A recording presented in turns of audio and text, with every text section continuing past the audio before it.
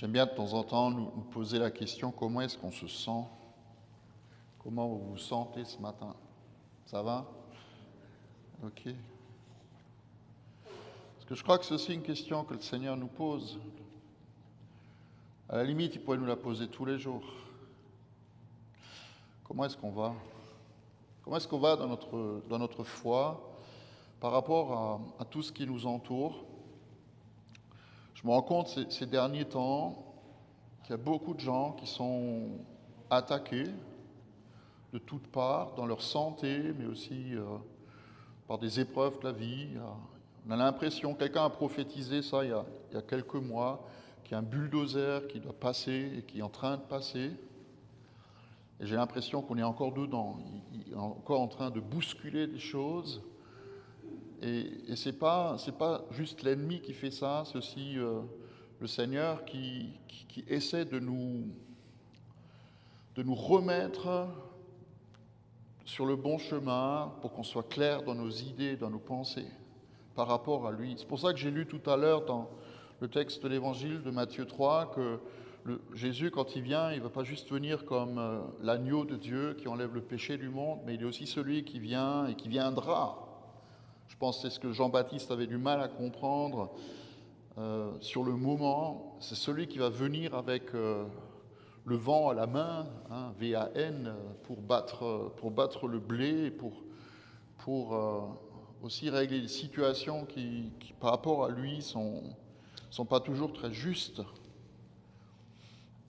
Et quand on entend Paul nous dire que le Seigneur nous encourage à offrir nos corps comme un sacrifice vivant pour qu'on soit à ses yeux comme des hommes et des femmes qui sont capables de comprendre, parce qu'on est renouvelé dans notre intelligence, quelle est la volonté de Dieu.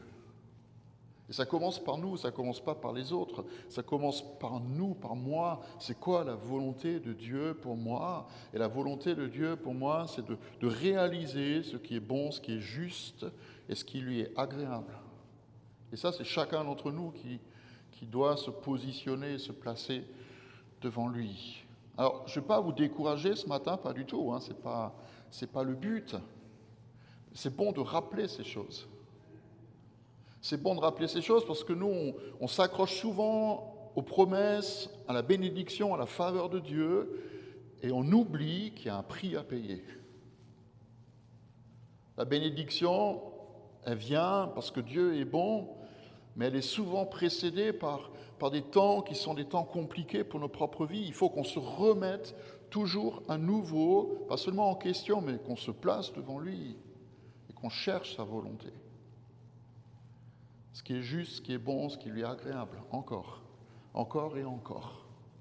Et en particulier dans le temps dans lequel on est. Le monde ne va pas bien, je ne vous apprends rien du tout, on le répète suffisamment ces derniers temps, le monde ne va pas bien, mais Dieu est là. Et c'est lui qui tient toutes choses entre ses mains. Et on l'oublie parfois. Il est maître des situations et on l'oublie parfois. Même si on a l'impression que tout fiche le camp, il est là comme celui qui tient le monde dans sa main et nos vies aussi dans sa main. Et la seule chose que nous puissions faire, c'est vraiment de nous replacer dans sa présence et de le chercher. Continuez, je voudrais vraiment vous encourager à cela, continuez à lui faire confiance fidèlement. À lui faire confiance fidèlement et à chercher en lui notre abri et notre refuge. Alors, je vais vous lire un texte ce matin qui est un texte de l'Ancien Testament, de Ésaïe, au chapitre 42. Et peut-être nous encourager aussi à nous repositionner par rapport à l'image que nous nous faisons de Dieu. Voilà ce que Ésaïe écrit, ce que Dieu lui dit d'écrire en fait. Voici mon serviteur. C'est comme s'il le présente. Hein. Voici mon serviteur. Alors ne me regardez pas moi, regardez devant. Okay. Voici mon serviteur, celui que je soutiendrai, celui que j'ai choisi et qui a toute mon approbation. Donc le baptême de Jésus, c'est juste l'accomplissement de cette parole. Tu as toute mon affection, tu as toute mon approbation, comme le dit notre traduction. J'ai mis mon esprit sur lui. Le Père, il parle du Fils. J'ai mis mon esprit sur lui. Il révélera le droit aux nations. Il ne criera pas. Il n'élèvera pas la voix. Il ne fera pas entendre sa voix dans les rues. Mais aussi, il ne cassera pas le roseau abîmé.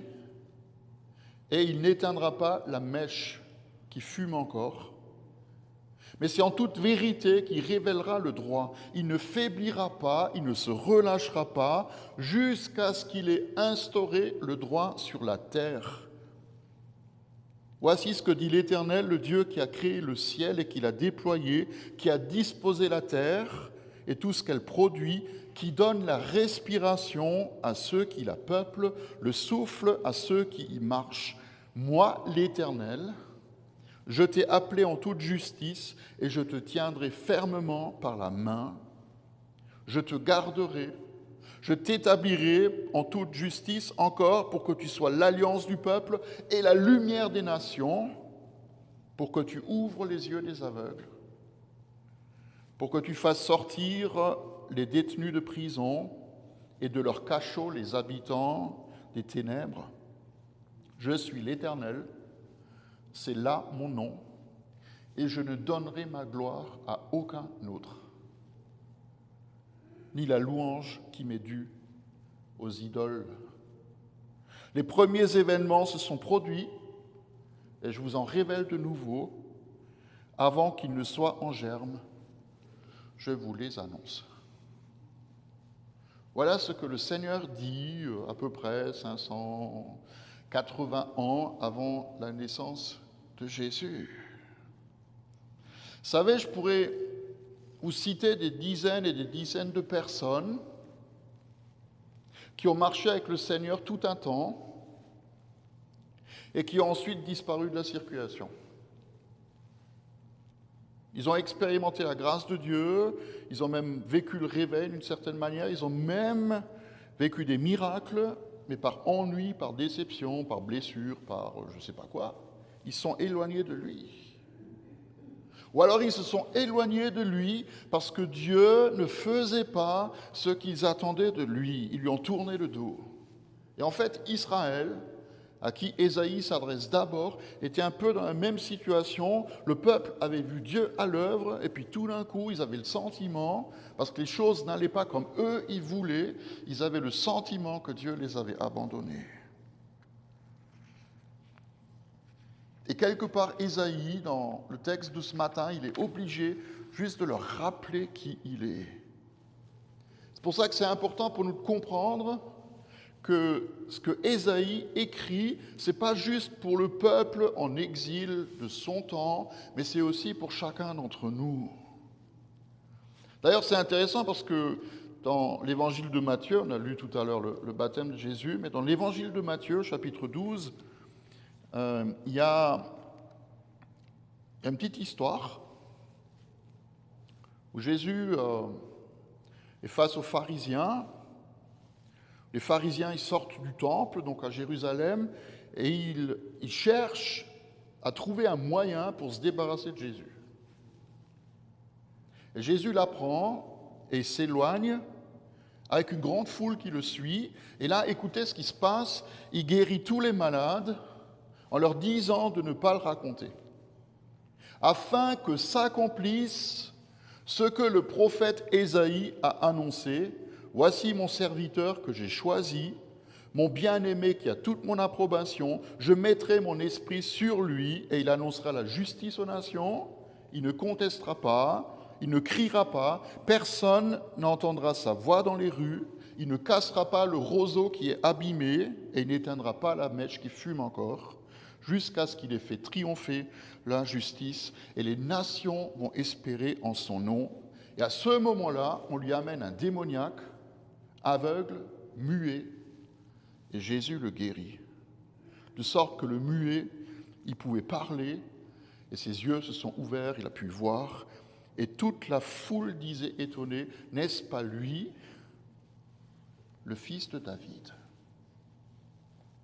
Je ne sais pas si on réalise que, en fait, Jésus est l'accomplissement total, parfait de ce que Ésaïe annonce. Il est celui que Ésaïe annonce.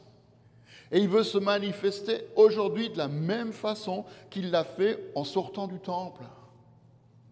Parce qu'il est celui que Dieu a choisi pour être quoi? Pour être la lumière des nations, pour être l'espérance de son peuple,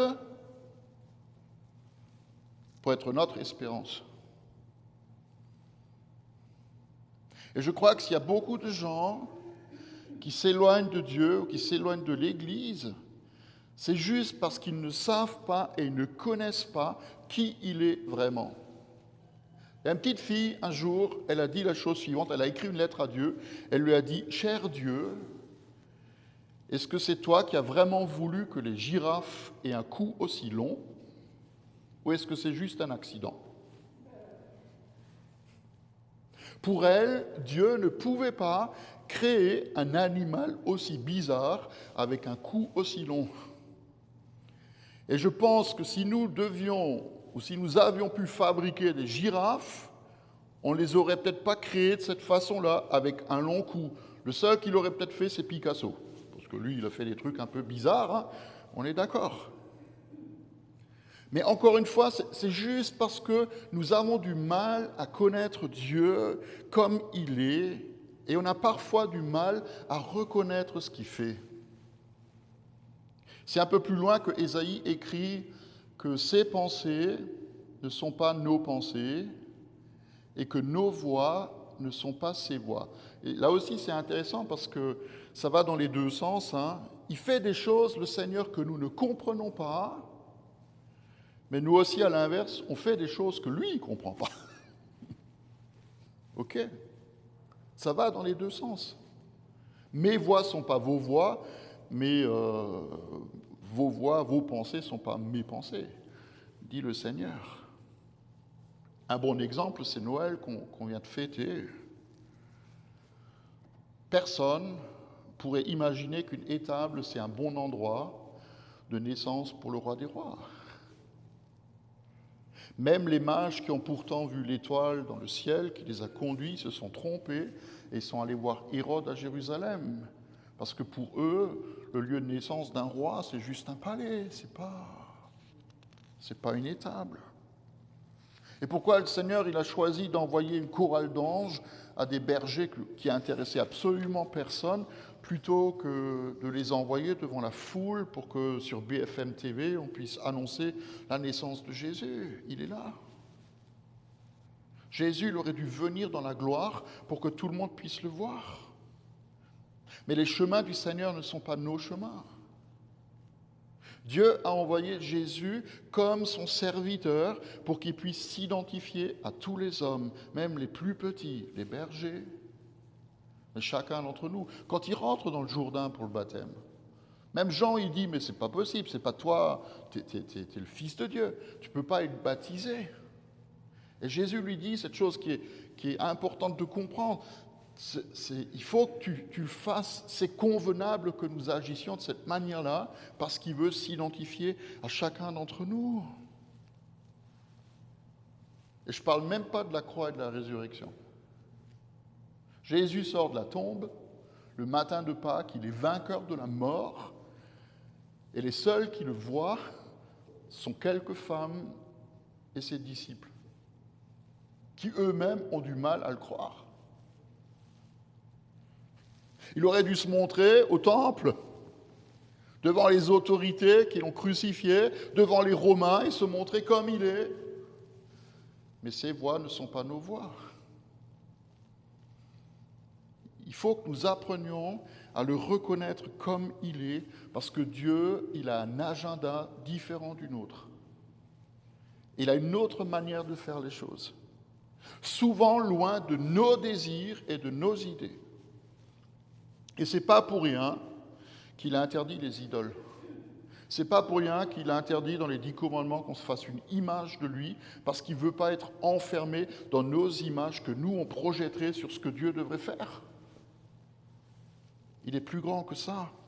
Vous savez, c'est comme la Bible. Moi, j'ai une Bible, elle commence à être un peu usée, mais il y a une traduction qui est une vieille traduction, et quand on regarde sur la couverture, il y a marqué version révisée. On a parfois l'impression qu'avec Dieu, on fonctionne de cette façon-là.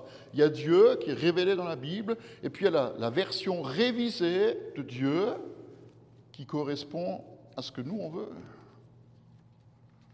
Tout comme il y a une version révisée de notre propre lecture de la parole. Je veux dire, on prend ce qui nous convient, le reste, on le met de côté.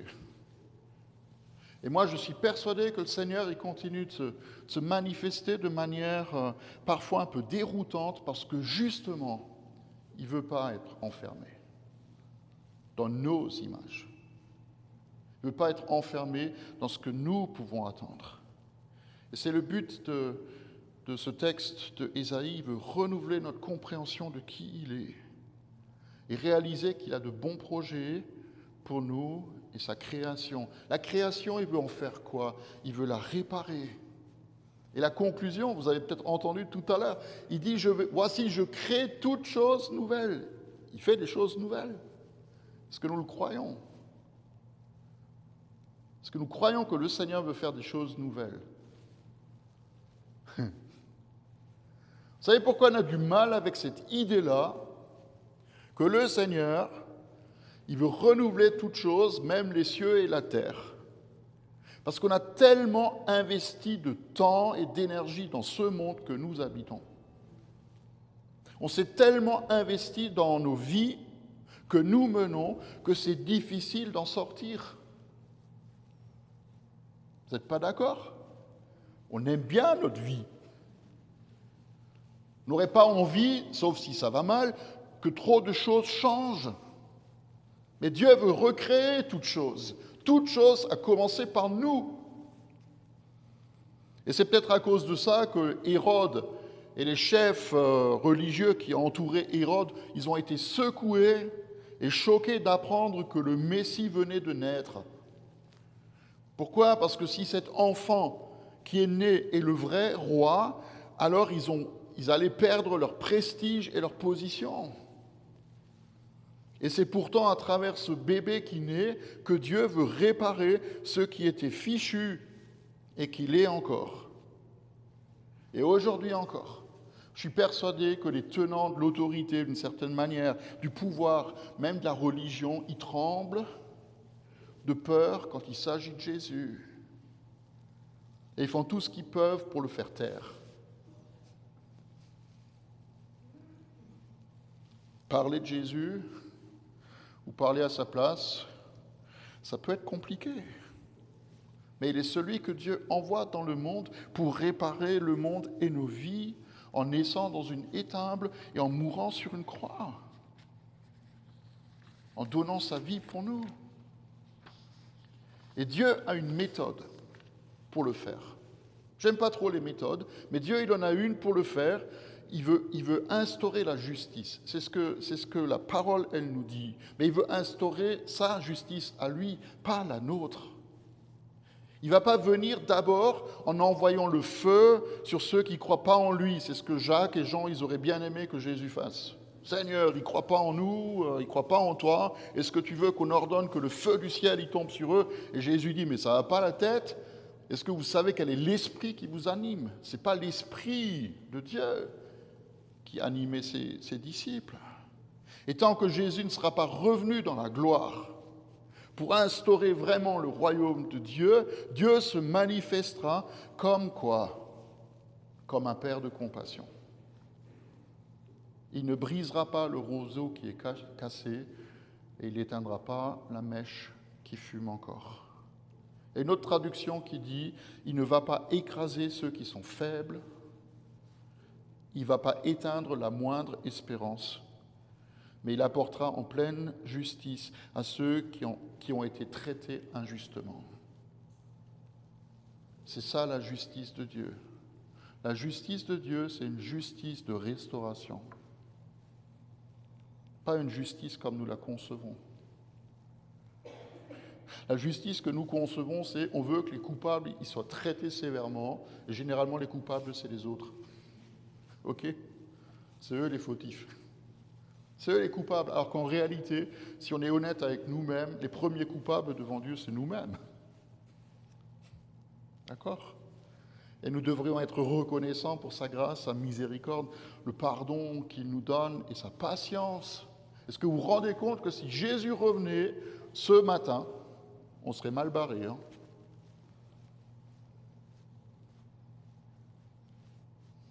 Ok. C'est bien, c'est bien. Le Seigneur, il a compassion de nous. Il veut transformer nos vies, il veut nous restaurer. Il ne veut pas briser le roseau qui ploie. Parfois, on est ployé, on est plié parce qu'on n'en peut plus. Il ne veut pas éteindre la mèche qui fume encore. Tout à l'heure, sur l'autel, il y avait la bougie, il y avait le chauffage qui soufflait un peu. Là. Moi, j'ai chaud en haut. Mais j'avais la fumée qui rentrait. Là. Je me suis dit, oh, si seulement ça s'éteignait, ce truc-là. Non, ok. Il ne veut pas casser le roseau qui est en train de ployer.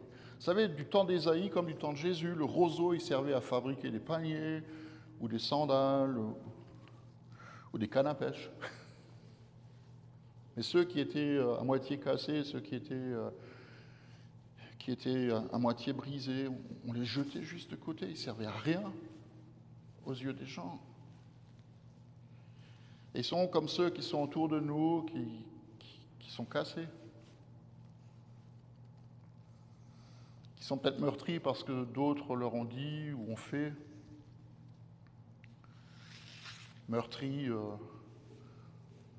par tant de choses. Je ne vais pas utiliser un terme que notre président a utilisé cette semaine. Mais parfois, on cherche les en nous-mêmes aussi. Mais peu importe le brisement, peu importe. Là où on en est dans nos vies, le Seigneur, il ne veut pas casser. Le Seigneur nous dit qu'il nous aime, le Seigneur, il a compassion de nous, il veut guérir nos vies, il veut guérir nos corps. C'est pour ça que c'est tellement important, comme Matthieu il a dit tout à l'heure, que à ce moment-là, quand il dit que la parole d'Ésaïe, elle est accomplie, Jésus guérit tous les malades, sans aucune exception. Parce que Dieu est un Dieu de restauration. Il ne souffle pas sur la bougie qui est en train de s'éteindre. Il veut la rallumer. Tout comme en nous, il veut rallumer des choses qui sont peut-être éteintes. Il ne va jamais nous abandonner, j'ai envie de vous le dire, même dans la mort. Jamais. Il ne va pas nous jeter comme parfois on jette les gens. Ou comme on jetait du temps d'Ésaïe ou de Jésus, les mèches des lampes à huile qui arrivaient au bout de leur vie. Hein. Alors on les enlevait, on les jetait, on en mettait d'autres et on rallumait.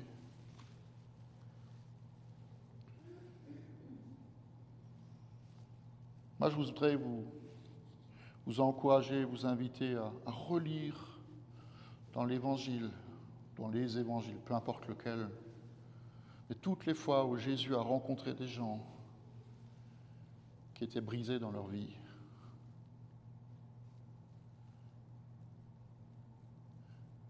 Qui étaient brisés dans leur vie, et comment il les a restaurés dans qui ils étaient aux yeux du Père.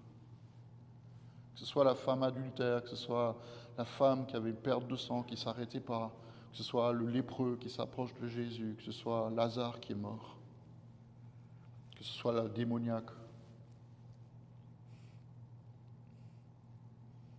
Vous n'avez plus rien à espérer jusqu'à ce que Jésus intervienne. Il faut que nous réalisions qu'il est la source de la justice et de la compassion pour chacun de nous et pour tous ceux qui ne sont pas là encore aujourd'hui. Je voudrais vous inviter vraiment, aussi ceux qui nous regardent, à donner au Seigneur une chance de guérir vos cœurs, même de guérir vos corps. J'aime ce que le psaume 147 dit, il guérit ceux qui ont le cœur brisé et il pense leurs blessures. C'est ce que le Seigneur veut faire. Amen. Je vous invite à prier.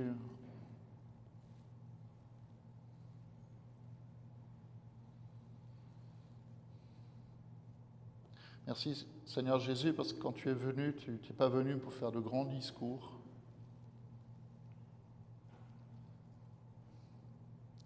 Tu n'es pas venu pour manifester ta gloire, ton autorité aux yeux des hommes, mais tu as manifesté ton autorité et ta gloire dans la vie de ceux que tu rencontrais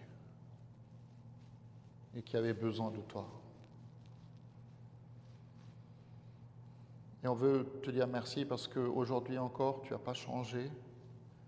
Tu veux continuer aujourd'hui encore à accomplir la parole d'Ésaïe. Tu casses pas le roseau qui est en train de ployer. Tu n'éteins pas la mèche qui fume encore. Et tu veux raviver les choses. Tu veux raviver la vie. Tu veux redonner de l'espoir alors il n'y en a plus. Tu veux continuer à faire ce que tu as fait quand tu as marché sur cette terre. Tu veux guérir les cœurs et tu veux guérir le corps. Tu veux toucher les pensées, tu veux toucher notre histoire. Tu veux faire toutes choses nouvelles. Alors nous prions, envoie ton esprit. Le même esprit qui était sur toi et qui était en toi. Pour que nous recevions et que nous soyons aussi capables de donner. De devenir à notre tour des instruments de justice entre tes mains.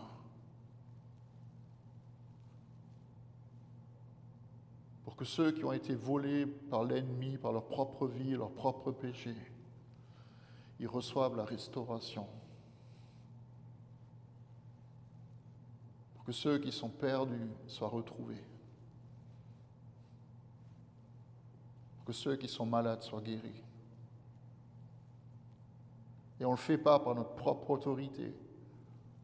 Et nous ne pouvons le faire que par le nom de Jésus.